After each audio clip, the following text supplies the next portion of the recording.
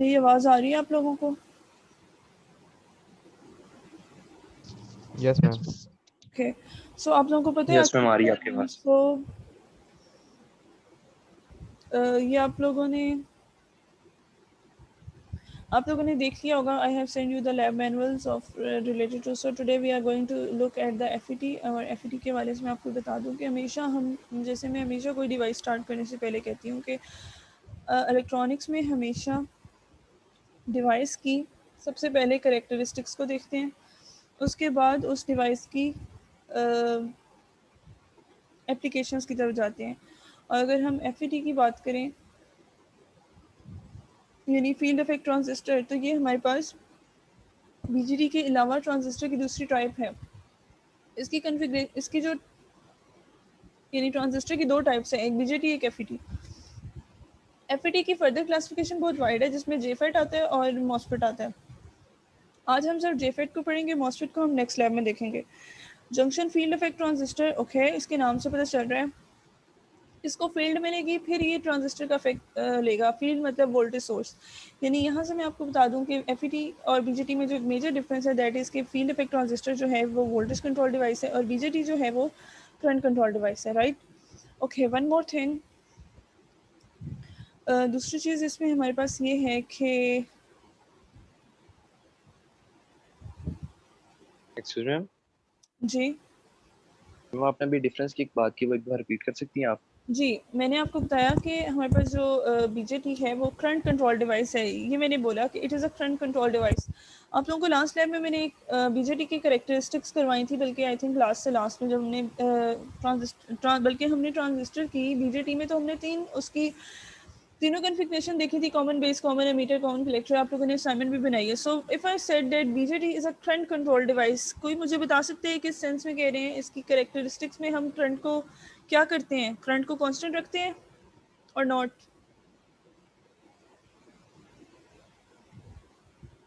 Yes ma'am class, base current को constant रखते हैं। बेस करंट के कांस्टेंट रखते हैं, तो इसलिए हम कहते हैं कि बीजेटी जो है हमारे पास वो करंट कंट्रोल डिवाइस है। और ये जो फील्ड इफेक्ट ट्रांजिस्टर है ये वोल्टेज कंट्रोल डिवाइस है। ये कैसे है इसको हम अभी देख लेते हैं। Okay, and so today our target is to determine the drain and transfer characteristics. Okay, और हमारे पास जो इसकी ड्रेन करेक्टरिस्टिक्स हैं, उसका मतलब आउटपुट की करेक्टरिस्टिक्स हैं फील्ड इफेक्ट ट्रांजिस्टर की।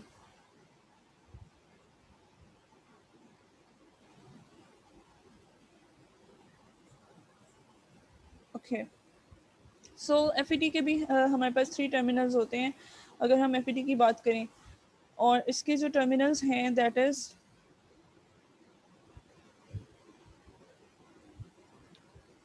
यस, जो हमारे पास एफईटी के टर्मिनल्स हैं वो भी 3 हैं।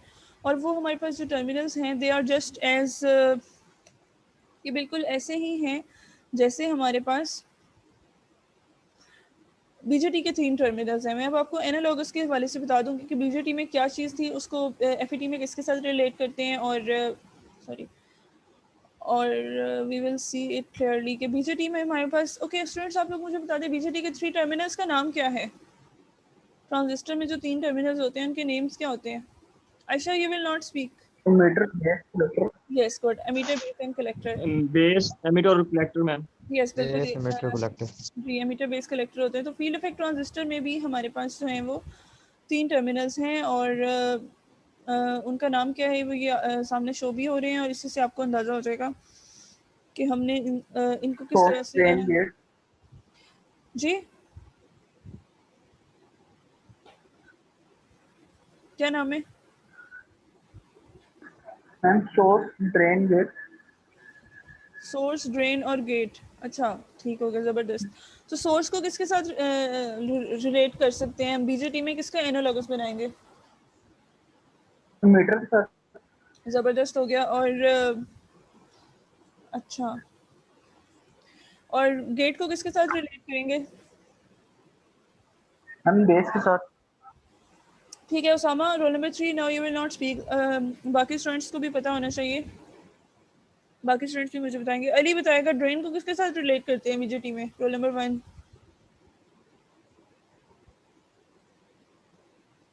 Role number 1, are you listening to me? Yes, ma'am. हाँ अली आप बताएं, ड्रेन को हम बीजेटी में किस टर्मिनल के साथ रिलेट कर सकते हैं?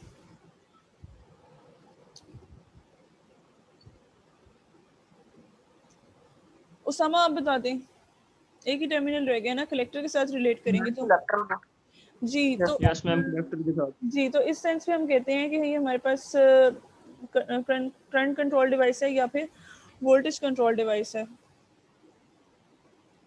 ओके सो उसने यहाँ पे बता दिया कि जिसका मेजर डिफरेंस है वो यही है कि बीजेटी करंट कंट्रोल डिवाइस है, इसमें हम बेस का करंट जो होता है वो कंट्रोलिंग करंट होता है, और एफईटी जो है हमारे पास वो वोल्टेज कंट्रोल डिवाइस है। तो this is the way how the things work. अच्छा बीजीएस में हम देखेंगे कि ये वोल्टेज को क्यों हमने कंट्रोलिंग डिवाइस बनाया है और वोल्टेज से कैसे होता है, इसलिए मैंने आपको बताया था कि इसका एब्रीविएशन जो है वो एफईटी का फील्ड इफेक्ट ट्रांजिस्टर, यानी फील्ड जो होती है वो ट्रांजिस्टर का काम करती है। ट्रांजिस्टर एब्रीविएशन जो है उसको अगर डिटेल में देखें तो it is just like transfer resistance, मतलब ट्रांस और ओ आर से रेजिस्टर, तो ट्रांसफर रेजिस्टेंस है। ओके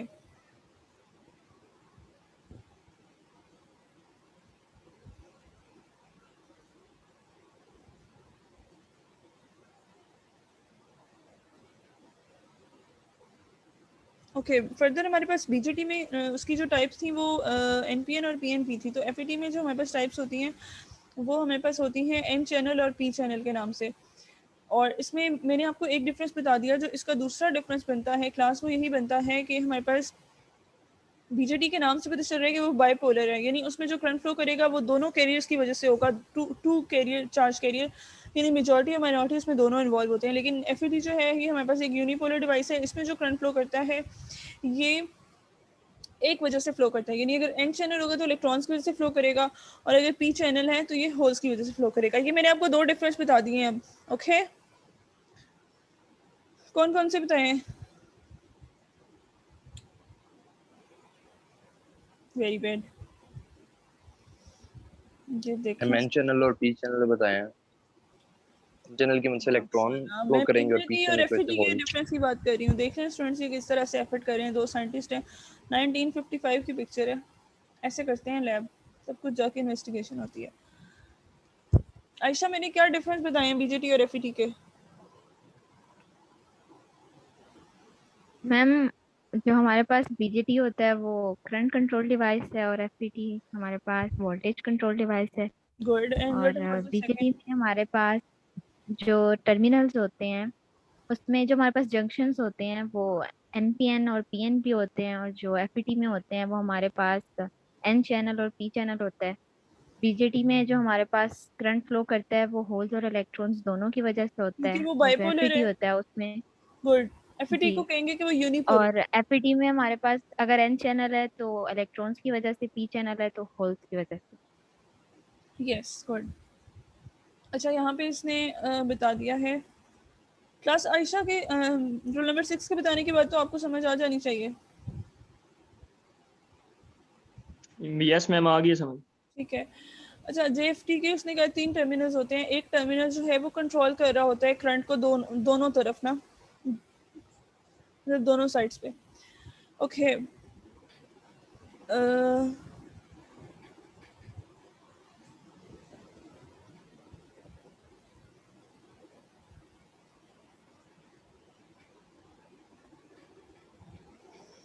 ओके इसमें हमारे पास ये इसने बाकी स्टोरीज लिखी हुई हैं। Basic construction note that the major part of the structure n channel का मतलब क्या है? ओके अच्छा स्टूडेंट्स ये हमारे पास आपने देख लिया होगा इसको पहले ही, जंक्शन फील्ड इफेक्ट ट्रांजिस्टर है, ये हमारे पास जेफेट है। तो जेफेट में यहाँ पे ये मेंशन है एन चैनल, ठीक है, this is the n channel. अगर हमारे पास पी चैनल होगा तो यहाँ पे ये पी आ जाएगा, और एन चैनल में क्या है, जो इसके गेट हैं दोनों, this is and this is, gate मतलब ये है लेकिन हमने इसको यहाँ से ला के कॉमन कर दिया है, ठीक है। ये दोनों पी टाइप मटेरियल से डिफ्यूज हुए हुए हैं, यानी हमारे पास ये एन है और एन चैनल है, और इसमें जो डिफ्यूजन हुई हुई है वो पी टाइप मटेरियल की एम्बेडेड हुए हैं इसमें। तो हमारे पास इसको हम कह देते हैं एन चैनल। तो स्टूडेंट्स ये अगर आप इसको गौर करें तो ये भी पी एन है और ये भी पी एन है, ये तो वो डायोड ही बन गया ना। बेसिक इलेक्ट्रॉनिक्स के डायोड से स्टार्ट हुई थी, आगे वही चीज़ें चलेंगी ना इलेक्ट्रॉनिक्स में। यस दो पीएन Yes, जंक्शन बन ma'am. रहे हैं ना, दो यस पीएन, मैम। यानी हमारे पास दो पीएन जंक्शन बन गए। Okay, this is drain and this is source, और ये हमारे पास गेट है। यहाँ पे इसने ओमिक कॉन्टैक्ट लिखा हुआ है, मतलब ये कॉन्टैक्ट है ये और ये हमारे पास ओमिक कॉन्टैक्ट बने हुए हैं। ओके, अच्छा इसमें और क्या है हमारे पास, और क्या स्टोरी है? ये नोजल की एग्जांपल है, ये आप लोग खुद भी देख सकते हैं, ये आप लोगों ने, मेरे को ज़्यादा साइंस नहीं है। गेट जो होता है, यानी इसको हमने यहाँ पे स्पाई गोट लिखा हुआ है, सोर्स स्पाई गोट, तो इसने सोर्स को लिखा हुआ है। ये इसको इस तरह से रिलेट कर रहा है, इस एनालॉगी इसने बनाई है वाटर के साथ, कि हम गेट, यानी जो जिससे हम टैप को ऑन ऑफ बटन करते हैं वो गेट है, उसी से तो कंट्रोल कर रहे हैं ना बच्चों, इससे कंट्रोल कर रहे हैं ना कि कितना आपका पानी आना चाहिए। तो यही गेट जो है ये एफईटी में कंट्रोल करेगा कि इलेक्ट्रॉन्स का फ्लो कितना होगा। इलेक्ट्रॉन्स का फ्लो ही तो करंट को डिफाइन करेगा। यस और नॉट? Yes, ma'am. और हमारे यस पास मैम। जी, और हमारे पास जो ड्रेन है ये कलेक्टर के, मतलब यहाँ पे कलेक्ट हो रहा है, और सोर्स क्या है, मतलब वाटर है। तो यहाँ पे ये जो चार स्टोरीज लिखी हुई हैं, चार लाइन, इसमें इसने यही बताया हुआ है कि analogies are seldom perfect this time, but the water analogy ठीक है। एट द गेट टर्मिनल, अच्छा, the source of water pressure can be likened to the applied voltage. जो सोर्स है ये वाटर का प्रेशर है, ये अप्लाइड वोल्टेज की तरह है ड्रेन से सोर्स की तरफ, that will establish a flow of water, यानी इलेक्ट्रॉन्स आ रहे हैं, ठीक है। The gate through an applied, जो गेट है through an applied signal potential, जो गेट है, ठीक है, ये कंट्रोल करेगा फ्लो ऑफ वाटर को to the drain. The drain and source terminal opposite ends में है। यहाँ पे भी आपने देखा स्टूडेंट्स, यहाँ पे भी आपने देखा है कि ड्रेन और सोर्स जो है ये ऑपोजिट टर्मिनल, मतलब ये गेट जो है दरमियान में आ रहा है।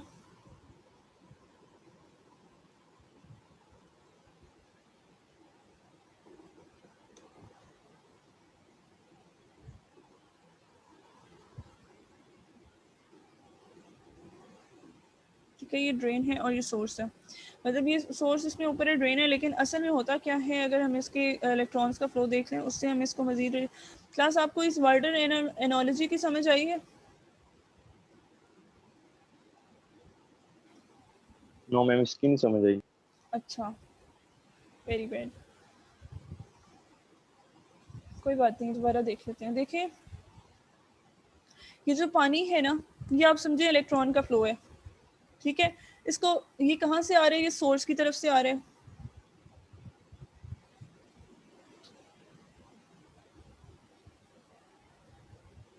सोर्स आपका जो है वहीं से चीज़ निकलेगी ना, सोर्स से ही तो आपके इलेक्ट्रॉन्स का फ्लो होगा असल में। चलिए इसको हम यहाँ इस चीज़ को देख लेते हैं कंस्ट्रक्शन और करेक्टरिस्टिक से, फिर मैं आपको पीछे जाके बता दूंगी, आपको समझ आ जाएगी, इसमें इतनी साइंस नहीं है, डोंट वेरी। देखें, यहाँ पे इसने VGS को ज़ीरो किया हुआ है, ठीक है। अगर हमने ज़ीरो कर दिया, और हमेशा जो FET की वर्किंग है उसमें एक चीज़ याद रखनी है आपने, वो ये है कि ये जो गेट टू सोर्स वोल्टेज होता है VGS, इसको हमेशा हमने क्या करना होता है, इसको हमने रिवर्स बाइस करना है, ठीक है। ये इसको चलाने के लिए, इसकी अंडरस्टैंडिंग के लिए ये है। अच्छा, इसको क्यों करते हैं रिवर्स बाइस? हमें पता है, मैंने आपको शुरू में ही बता दिया था कि FET वोल्टेज कंट्रोल डिवाइस है। VGS जो है ये कंट्रोलिंग वोल्टेज है। इससे क्या होगा स्टूडेंट्स, अगर हम इसको रिवर्स बाइस कर रहे हैं, आप ये देखें कि यहाँ से हमारे पास एक वोल्टेज आएंगे, ठीक है। यहाँ पे इसने VGS को ज़ीरो किया हुआ है, इसने फिलहाल बैटरी को कोई वोल्टेज नहीं दिया, प्लस माइनस है, लेकिन ये इसने इसको रिवर्स बाइस कहा है। जो गेट है आपका वो P है ना, तो यहाँ पे माइनस कर दें, और जो आपका सोर्स है वो एंड चैनल है, यानी यहाँ पे प्लस की बैटरी आ जाए, माइनस प्लस, इस तरीके से हम इसको रिवर्स बाइस करेंगे ना गेट टू सोर्स को, और नॉट।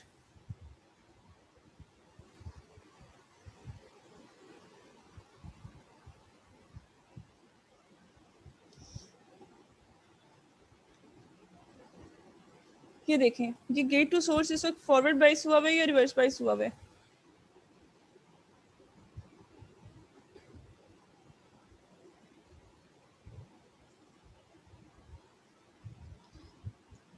बताएं मुझे students, gate to source forward bias हुआ है या रिवर्स बाइस हुआ है? फॉरवर्ड बाइस।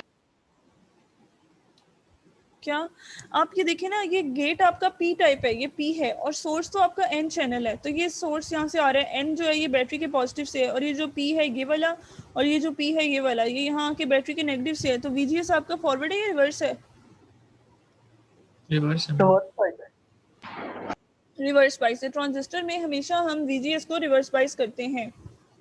अच्छा, इससे क्या होता है, जब इसको ज़्यादा रिवर्स बाइस करेंगे, ज़्यादा से ज़्यादा हम इसको रिवर्स बाइस करेंगे, तो डिप्लेशन लेयर जो होती है उसकी विड्थ जो है वो बढ़ती जाती है। एक टाइम आता है कि यहाँ से वो इतनी ज़्यादा आपस में विड्थ, डिप्लेशन लेयर जो है वो इतनी मर्ज हो जाती है कि इलेक्ट्रॉन्स का फ्लो ऊपर की साइड पे नहीं होता, क्योंकि इलेक्ट्रॉन्स जो हैं वो इस डायरेक्शन में, अपवर्ड डायरेक्शन में जाएंगे, और जो हमारा कन्वेंशनल करंट है वो देखें आप, वो ऑपोजिट इलेक्ट्रॉनिक करंट है, इलेक्ट्रॉन्स ऐसे जा रहे हैं, तो कन्वेंशनल करंट यानी ड्रेन करंट तो ऐसे होगा ना, और ड्रेन करंट और सोर्स करंट तो बराबर है, क्योंकि ऊपर ड्रेन है नीचे सोर्स है, दरमियान में से सिर्फ इलेक्ट्रॉन का फ्लो है। तो आई डी जो है ड्रेन करंट वो आपका आई एस के बराबर है।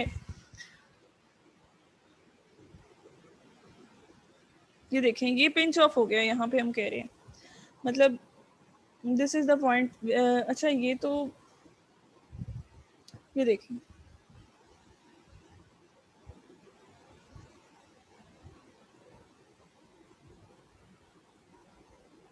स्टूडेंट्स यहाँ पे अगर आप देखें तो इलेक्ट्रॉन्स अपवर्ड डायरेक्शन में जा रहे हैं ना, इलेक्ट्रॉन्स, ये इलेक्ट्रॉन है, ये इलेक्ट्रॉन है, दिस इज द इलेक्ट्रॉन, तो ड्रेन करंट की डायरेक्शन हमने ऑपोजिट ही बनानी है ना।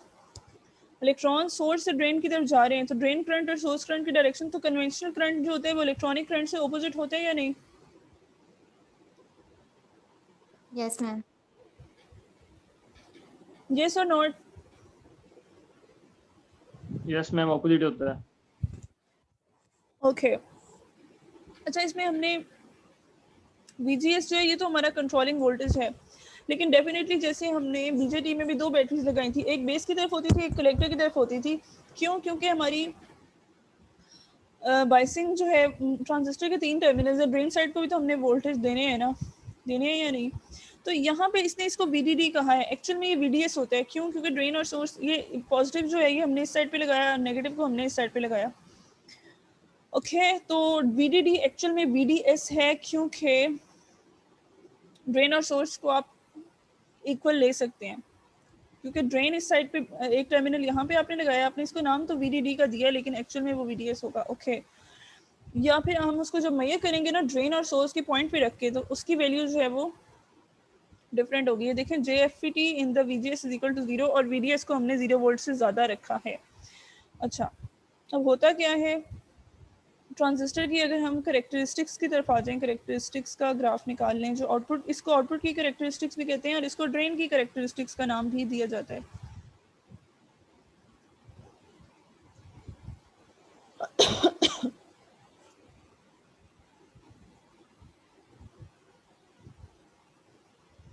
इसमें हमारे पास क्या है, ये हमारे पास VDS है, VDS यानी वोल्ट्स में है, और ये ID है यानी ये मिली एम्पेयर में होगा, और ये VGS के डिफरेंट पॉइंट्स हैं। ठीक है, ये VGS का 0 वोल्ट है।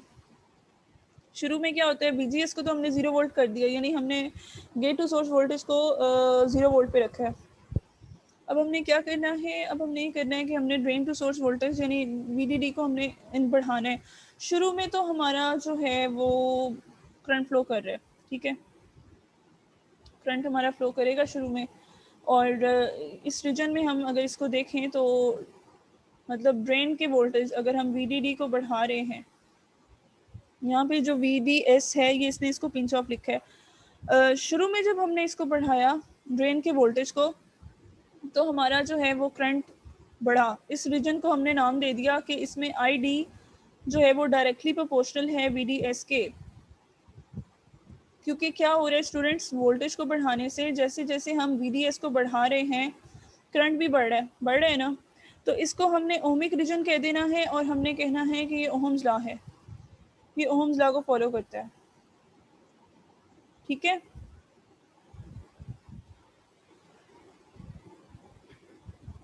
ये जो डिवाइस है ये ओहम्स लॉ को फॉलो करती है, यहाँ से यहाँ तक का रीजन जो है ये ओमिक रीजन है। ठीक है, ये ओहम्स लॉ को फॉलो करता है।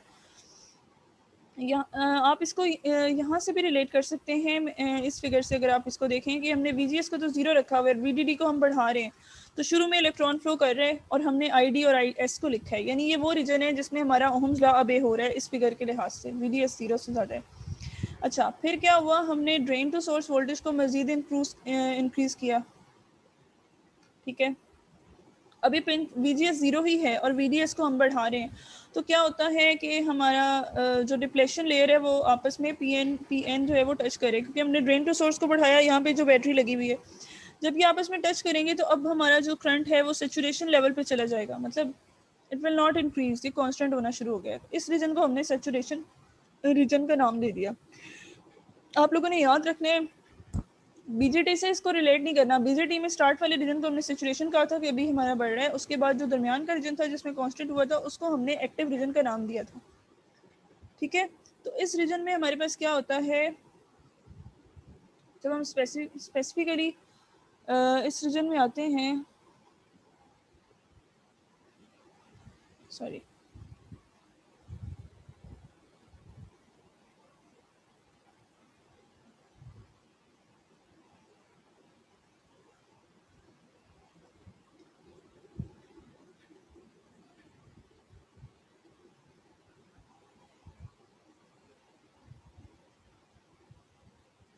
इसकी अगर हम बात करें कि VDS को हमने 0 से बढ़ाया तो करंट इंक्रीज हो गया।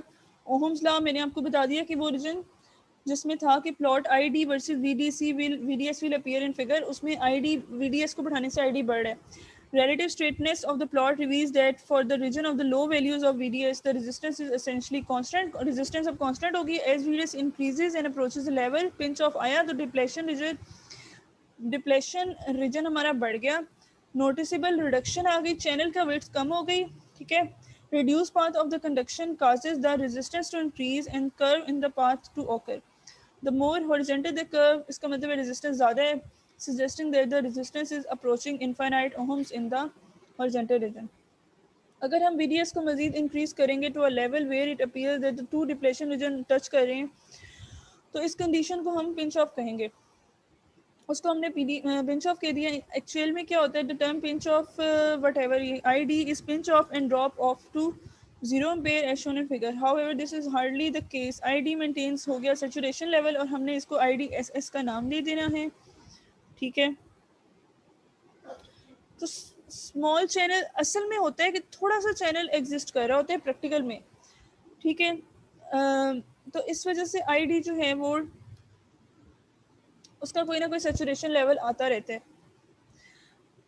ID does not drop off at pinch off and maintains the saturation. The absence of drain current would remove the possibility of different potential levels of the N-channel material to establish the varying levels of reverse bias across the along the PN junction. The result would be a loss. Okay. तो इसकी actual में जो characteristic curve हैं वो इस तरह की हैं और इसको हमने ड्रेन करेक्टरिस्टिक का नाम दिया है। N चैनल की ये रेजिस्टेंस है, जिस लेवल पे जाके हमारा ड्रेन का जो करंट है वो सैचुरेशन लेवल पे चला गया है, पिंच ऑफ वाला जो कांस्टेंट हो गया उसको हमने IDSS का नाम दे दिया है। ड्रेन टू सोर्स सैचुरेशन में जा रहे हैं, ठीक है। और ये N चैनल की रेजिस्टेंस है और यहाँ पे रेजिस्टेंस इंक्रीज हो गया क्योंकि अब हमारा चैनल जो है वो नैरो हो गया, ठीक है। तो ये स्टोरी है फील्ड इफेक्ट ट्रांजिस्टर की, ड्रेन की करेक्टरिस्टिक्स की या आउटपुट की करेक्टरिस्टिक्स की। आप लोगों को इसमें कोई क्वेश्चन है, then you are most welcome to ask me.